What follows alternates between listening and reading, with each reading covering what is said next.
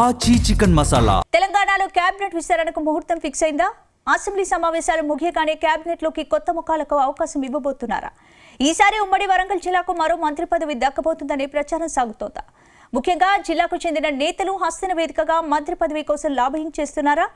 మరి ఈసారి వరంగల్ జిల్లాకు మంత్రి పదవి కేటాయిస్తారా? ఒకవేళ జిల్లాకు మూడో మంత్రి దక్కితే ఎవరికిస్తారు?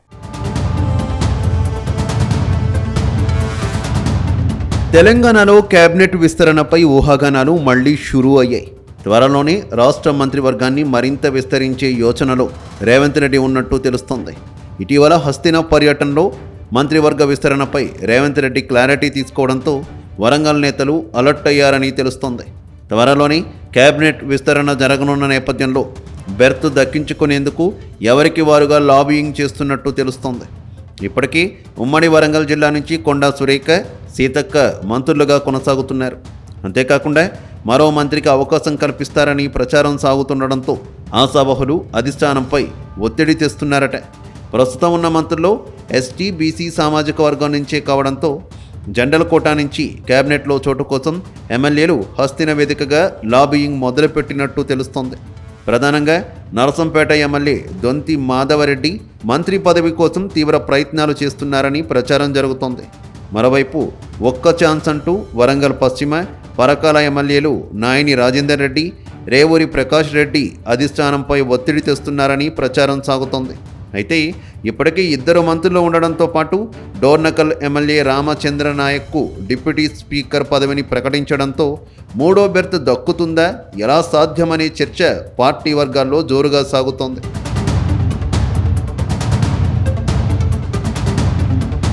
ప్రస్తుతం రేవంత్ రెడ్డి కేబినెట్లో 2 మంత్రి పదవులు ఖాళీగా ఉన్నాయి. ఆ పదవులను భర్తీ చేస్తారని చాలా రోజులుగా ప్రచారం సాగుతోంది. ఇటీవల సీఎం రేవంత్ రెడ్డి హస్తిన పర్యటనలో మంత్రి పదవుల భర్తీకి లైన్ క్లియర్ అయినట్టు తెలుస్తోంది.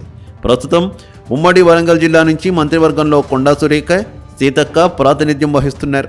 ఈ 2 పదవులకు తోడు మరో మంత్రి పదవి జిల్లాకు దక్కచ్చని ఊహాగానాలు వినిపిస్తున్నాయి.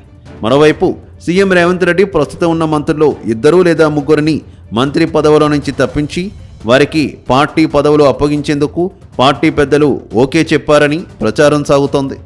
అయితే ఖాళీ అయ్యే 4-5 మంత్రి పదవుల్లో తమకు ఒక్క ఛాన్స్ అంటూ ఎమ్మెల్యేలు తీవ్రంగా ప్రయత్నాలు చేస్తున్నారట. ఆ శాఖలను కొత్త వారితో భర్తీ చేసే అవకాశం ఉండడంతో ఎవరికి వారుగా హస్తిన పెద్దలను కలిసి తమకు ఒక్క ఛాన్స్ ఇవ్వాలని కోరుతున్నారట. అలాగే హోంశాఖ, మున్సిపల్, విద్య తదితర శాఖలను సీనియర్ మంత్రులకు ఇచ్చే అవకాశం ఉందనే చర్చ జరుగుతోంది. దీంతో కీలకమైన హోం లేదా పురపాలక శాఖ మంత్రి పదవి ఉమ్మడి జిల్లాకు దక్కుతుందని భావిస్తున్నారు.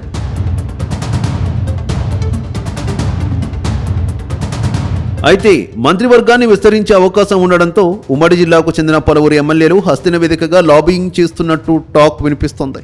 ముఖ్యంగా నరసంపేట ఎమ్మెల్యే దొంతి మాధవరెడ్డి మంత్రి పదవి కోసం పార్టీ పెద్దలను కలుస్తున్నారట. అప్పట్లో సీఎం రేవంత్ రెడ్డితో అంటీ ముట్టనట్టు వ్యవహరిస్తున్న ఎమ్మెల్యే దొంతి మాధవరెడ్డి ఇప్పుడు సీఎం రేవంత్కు చాలా దగ్గరైనట్టు తెలుస్తోంది. గతేడాది మాధవరెడ్డి మాతృమూర్తి దశదిన కర్మకు సీఎం హాజరై పరామర్శించడంతో ఇద్దరి మధ్య ఉన్న విభేదాలకు ఫుల్ స్టాప్ పడిందనే టాక్ వినిపిస్తోంది. అలాగే మంత్రి ఉత్తమ్ కుమార్ రెడ్డితో దొంతి మాధవరెడ్డికి సన్నిహిత సంబంధాలున్నాయి. ఈ నేపథ్యంలో ఓరుగళ్లుకు అవకాశం ఇస్తే దొంతికి మంత్రి బెర్త్ పక్కా అని ప్రచారం సాగుతోంది. అయితే కులాల సమీకరణలో దొంతికి బెర్త్ దక్కుతుందా అనే చర్చ కూడా జరుగుతోంది. ఇక వరంగల్ పశ్చిమ ఎమ్మెల్యే నాయని రాజేందర్ రెడ్డి కూడా మంత్రి పదవిపై అధిష్టానంపై ఒత్తిడి తెస్తున్నారనే ప్రచారం జరుగుతోంది. తొలిసారి ఎమ్మెల్యేగా గెలిచినప్పటికీ ప్రతిపక్ష బీఆర్ఎస్పై ఎదురుదాడి చేయడంలో అధిష్టానం నుంచి రాజేందర్ రెడ్డికి ప్రశంసలు ఉన్నాయనే టాక్ ఉంది. ఒకవేళ మంత్రి పదవి దక్కకుంటే ప్రభుత్వ చీఫ్ విప్ పదవి దక్కుతుందనే టాక్ వినిపిస్తోంది. ఇటీవలే 3 విప్ పదవులను భర్తీ చేశారు. అయినప్పటికీ చీఫ్ విప్ పదవిని మాత్రం భర్తీ చేయలేదు. దాంతో ఈ పదవి నాయని రాజేందర్ రెడ్డికి ఇవ్వొచ్చని చెబుతున్నారు.